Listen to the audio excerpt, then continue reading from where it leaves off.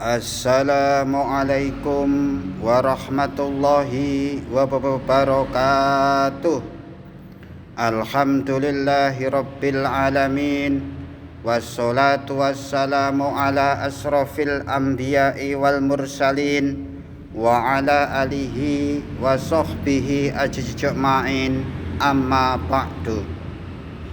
Saudara-saudara kaum muslimin muslimat dimanapun saja Anda berada yang berbahagia, pada kesempatan kali ini saya akan memberikan kajian tentang bagaimana kita sebaiknya memilih pemimpin yang baik itu. Kaum muslimin muslimat dimanapun saja Anda berada, warga negara Republik Indonesia dimanapun saja Anda berada, saya akan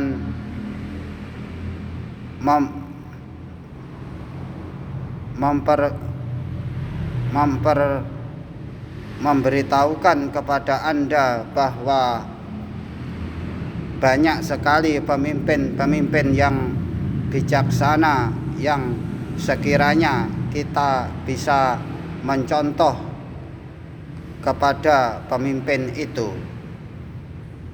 Sejak zaman dahulu memang pemimpin itu ada di seluruh dunia ini, yang memang kita di dunia ini diciptakan sebagai khalifah di permukaan bumi ini. Yang dalil dari penciptaan khalifah itu yaitu inni ja'ilun fil ardi khalifah, sesungguhnya kami akan menciptakan seorang khalifah di permukaan bumi ini sebagai pemimpin.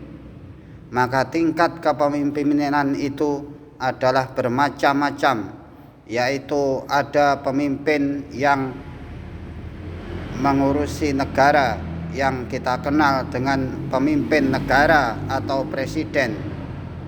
Kemudian ada pemimpin tingkat provinsi yang kita kenal sebagai gubernur. Kemudian ada pemimpin tingkat kabupaten yang kita kenal sebagai bupati. Kemudian pemimpin tingkat kecamatan yang kita kenal sebagai camat. Kemudian pemimpin di desa yang dikenal sebagai kepala desa. Kemudian ada pemimpin bagi keluarga, yaitu sebagai kepala rumah tangga di setiap rumah tangganya masing-masing. Kemudian pemimpin yang paling rendah adalah pemimpin bagi diri kita masing-masing. Bagaimana kita memimpin diri kita masing-masing itu. Dan pada kesempatan kali ini saya akan memberitahukan ada banyak pemimpin di permukaan bumi ini. Sejak zaman dahulu kita mengenal banyak para nabi dan rasul yang kita kenal sebagai 25 rasul itu. Yang dinamakan pemimpin agung itu adalah rasul terakhir sebagai penutup para nabi, sebagai penyempurna agama para nabi, yaitu Nabi Muhammad sallallahu alaihi wasallam, yang menurut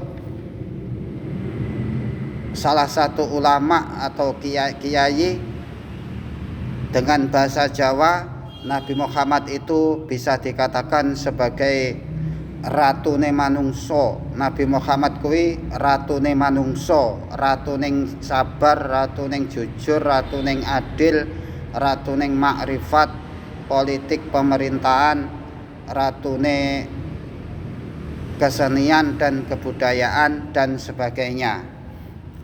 Kenapa disebut sebagai ratune kesenian atau kebudayaan? Karena pada waktu itu di zaman kaum Quraisy itu berkembang, yaitu para penyair yang melantunkan syair-syairnya yang indah, mengagungkan, membacakan syair-syairnya yang indah. Dan bagi para penyair yang menang, yang dianggap syairnya paling bagus, maka syair itu digantung di dinding Ka'bah sebagai syair yang bagus, yang paling istimewa. Maka dengan itu kemudian Tuhan menurunkan wahyu berupa kitab suci Al-Quran yang sebagai kitab suci umat Islam, yang keindahan bahasanya melebihi para penyair pada waktu itu. Ajaran Nabi itu diteruskan oleh para sahabat-sahabat, tabi'in dan ulama-ulama sampai sekarang. Dan di negara kita, yaitu negara Kesatuan Republik Indonesia ini, di negara Indonesia ini ada beberapa pemimpin yang memimpin bangsa ini. Pemimpin bangsa yang berkuasa lama kita telah mengenal, yaitu pemerintahan pada masa Orde Baru yang beliau memimpin selama 32 tahun. Beliau berpartisipasi di dalam Partai Golkar. Masa kepemimpinan dari tahun 1966 sampai 1998. Beliau memimpin bangsa ini dengan bijaksana, dengan adil, aman, makmur dan bijaksana, dan mengantarkan kepada pembangunan Indonesia yang baik, yang maju dan baik, yang baik dan maju. Dan beliau sendiri memimpin dengan tetap memegang teguh nilai-nilai keislaman atau nilai islami. Dan pada waktu sudah tiba untuk saat pengunduran beliau itu, karena kepercayaan rakyat kepada beliau berkurang, maka kepercayaan rakyat kepada beliau berkurang karena terjadi krisis kepercayaan, krisis ekonomi dan sebagainya, maka beliau menyatakan pengunduran diri beliau itu. Dengan kata-kata bijak beliau menyatakan pengunduran beliau yang kita bisa simak atau bisa kita tirukan, yaitu Bismillahirrahmanirrahim. Assalamualaikum warahmatullahi wabarakatuh. Sejak beberapa waktu tahun terakhir, beliau dengan cermat memperhatikan. Sejak beberapa waktu tahun terakhir, beliau mengikuti dengan cermat perkembangan situasi nasional kita, terutama aspirasi rakyat untuk mengadakan reformasi di segala bidang kehidupan berbangsa dan bernegara. Atas dasar pemahaman beliau yang mendalam terhadap aspirasi tersebut dan terdorong oleh keyakinan bahwa reformasi tersebut perlu dilaksanakan secara tertib, damai dan konstitusional demi terpeliharanya persatuan dan kesatuan bangsa, maka beliau menyatakan pembentukan komite reformasi dan mengubah susunan kabinet pembangunan ke-7. Namun demikian, kenyataan hingga hari itu komite reformasi tersebut tidak adanya tanggapan yang memadai terhadap rencana pembentukan komite tersebut. Oleh karena itu, dengan memperhatikan ketentuan pasal 8 Undang-Undang Dasar 45 dan setelah dengan sungguh-sungguh memperhatikan pandangan pimpinan Dewan Perwakilan Rakyat dan pimpinan fraksi-fraksi yang ada di dalamnya, maka beliau menyatakan berhenti dari jabatan beliau sebagai Presiden Republik Indonesia terhitung sejak beliau bacakan pernyataan itu pada hari itu, Kamis 21 Mei 1998. Pernyataan beliau berhenti dari jabatan Presiden Republik Indonesia beliau sampaikan di hadapan pimpinan Dewan Perwakilan Rakyat Republik Indonesia dan pimpinan Majelis Permusyawaratan Rakyat Republik Indonesia pada hari itu, Kamis 21 Mei 1998 pada kesempatan silaturahmi. Sesuai dengan pasal 8 Undang-Undang Dasar 45, maka Wakil Presiden Republik Indonesia Profesor Dr. Insinyur B.J. Habibie yang akan melanjutkan sisa waktu jabatan Presiden Mandataris MPR 1998-2003. Oleh karena keadaan tidak memungkinkan untuk mengucapkan sumpah di hadapan Dewan Perwakilan Rakyat, maka untuk menghindari kekosongan pimpinan dalam menyelenggarakan pemerintah negara, kiranya Saudara Wakil Presiden saat itu juga agar melaksanakan pengucapan sumpah jabatan Presiden di hadapan Mahkamah Agung Republik Indonesia. Maka setelah itu diadakanlah pengucapan sumpah yang digantikan yang oleh Wakil Presiden yang menggantikan kedudukan beliau sebagai Presiden Republik Indonesia. Dan kemudian beliau Bapak Soeharto itu kemudian menyatakan beliau untuk ngamandito, yaitu menjadi pendeta. Seperti dalam dunia pewayangan kita mengenal 3 pendeta, yaitu pertama adalah Resi Drona dari Pertapaan Sukolimo, kemudian Resi Bisma dari Pertapaan Talkondo, yang beliau menyatakan tidak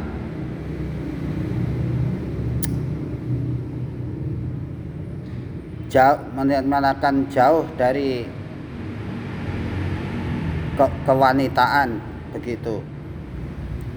Kemudian yang ketiga adalah Begawan Abioso yang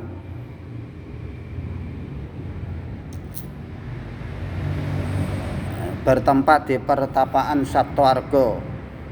Seperti Begawan Abioso itu yang semula adalah raja di Kerajaan Astina bergelar Prabu Kresna Dwipoyono, dan kemudian setelah menjadi pendeta bergelar Begawan Abioso yang beliau kemudian kita kenal sekarang adalah seperti para ulama atau kiai, seperti di masjid-masjid kita bisa simak, yaitu kita bisa lihat Begawan Abioso itu di pergelaran wayang kulit, misalnya lakon Bima Bungkus. Ini saya tunjukkan misalnya.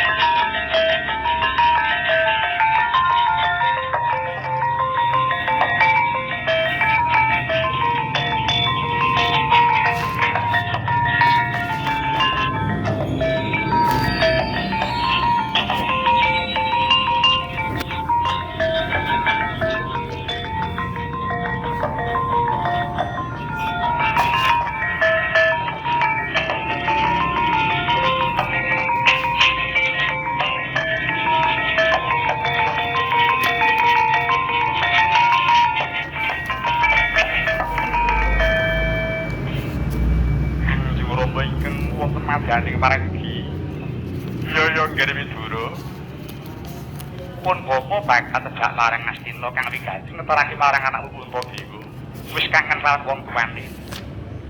Ketulingi. Piye pawartane nggon menunggu marang putuku bungkus Widura? Ketulingi Rama. Pangestu paduka wekdal mangke wayah bungkus sampun pecah saking penandang. Lho.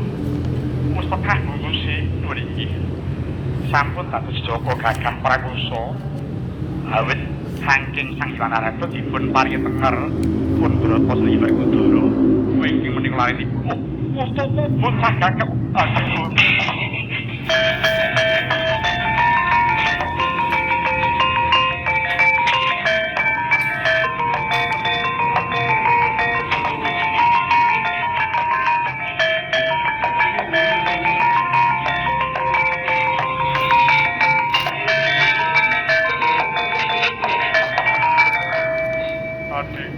Adikku aku pun Kakang Yodi.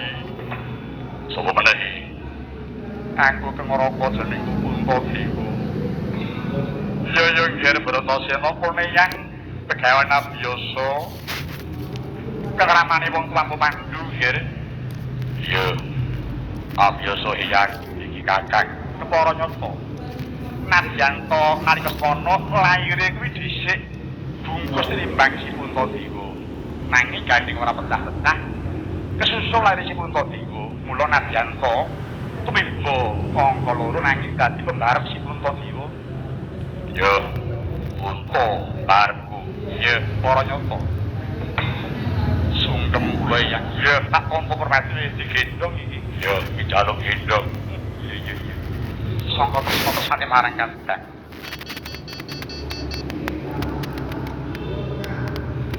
Puntadewa wonten dewe Bratasena apa permati kula ya sira katrune pisan dadi yoganing Ratu Astina nggih ora jeneng aku disi paringi Gusti pacoban kang nepuh marang sira kabeh iki durung rampung ing pembeli sira bakal antuk pacoban kang luwih abot maneh. Nanging lamun kuwan pacoban kang kita tampa mau yekti Gusti bakal paring nugraha lawan kita bocah katelune kanggo sono urip ing Madyapada lan bakal sinugraha besok lamun manjing tempat suci. Nanging nggih pacoban kang bakal pokoknya abot mau yekti ora bakal bisa sirna lamun kita kabeh ora nyirnakake kang mengkono nggih. Duradi ning pundakmu ngemban siban kang ora entek. Ndak kundak dadi satya kang utama sisa bengkas ing karya. Ya, muga-muga numusi sabane kakek wabiyasa. Muga Gusti ngijabah ana ya nggih.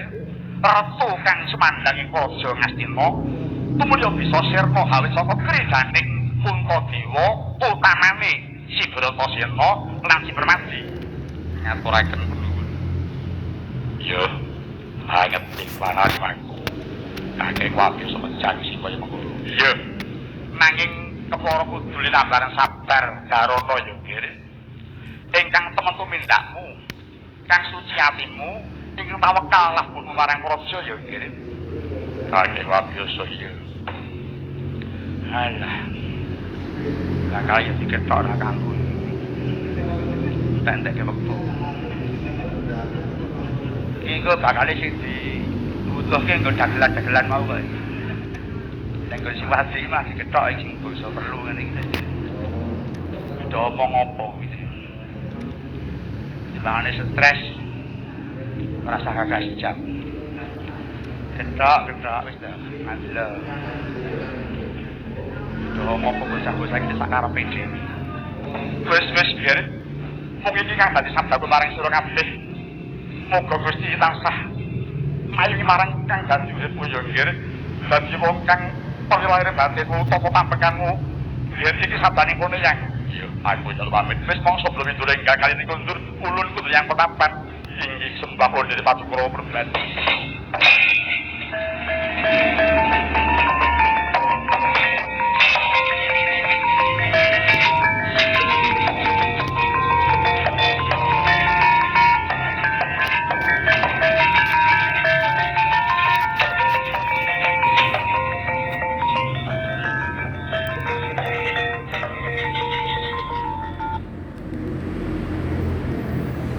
Ya demikianlah yaitu sabda Begawan Abiyasa kepada cucu-cucunya yang cucu-cucunya para Pandawa yang bisa membawa manfaat bagi mereka. Begawan Abiyasa yang memakai jubah itu.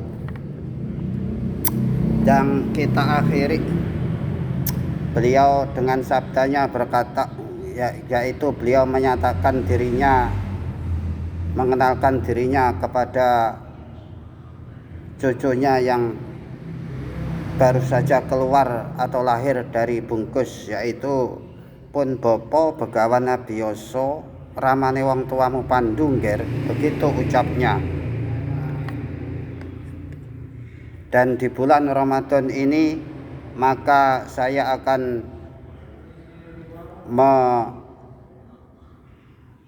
membacakan yaitu beberapa surat yang ada di kitab suci kita, yaitu surat yang ada di kitab suci kita, yaitu di Juz Amma. Yang pertama adalah surat Ad-Duha. Bismillahirrahmanirrahim. Wadduha wal laili idza saja ma wadda'aka rabbuka wa ma qala walal akhiratu khairul laka minal ula wala saufa yu'tika rabbuka fatardo.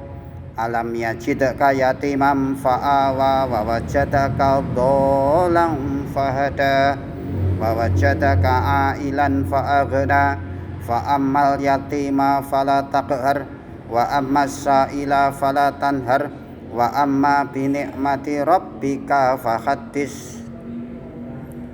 Yang kedua surat Alam Nasrah, surah Alam Nasrah. Bismillahirrahmanirrahim. Alam nasrah laka sadraka wa wada'na anka wisraka allazi yanqadha dhahrak wa rafa'na laka zikrak fa inna ma'al usri yusran inna ma'al usri yusra fa iza faraghta fansab wa illa rabbika farghab.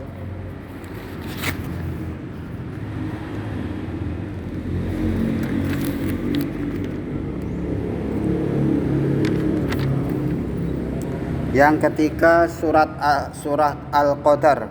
Bismillahirrahmanirrahim. Inna anzalnahu fi lailatul qadri wa ma adraka ma lailatul qadr. Lailatul qadri khairum min alfi syahrin tanazzalul malaikatu warruhu fiha biizni rabbihim min kulli amrin salamun hiya hatta matla'il fajr.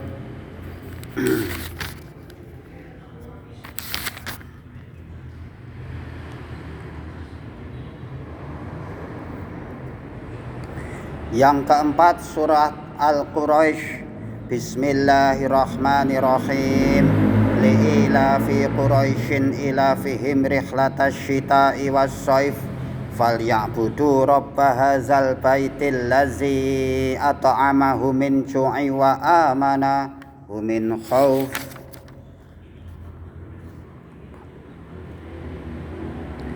Yang kelima surat Al-Kafirun. Bismillahirrahmanirrahim.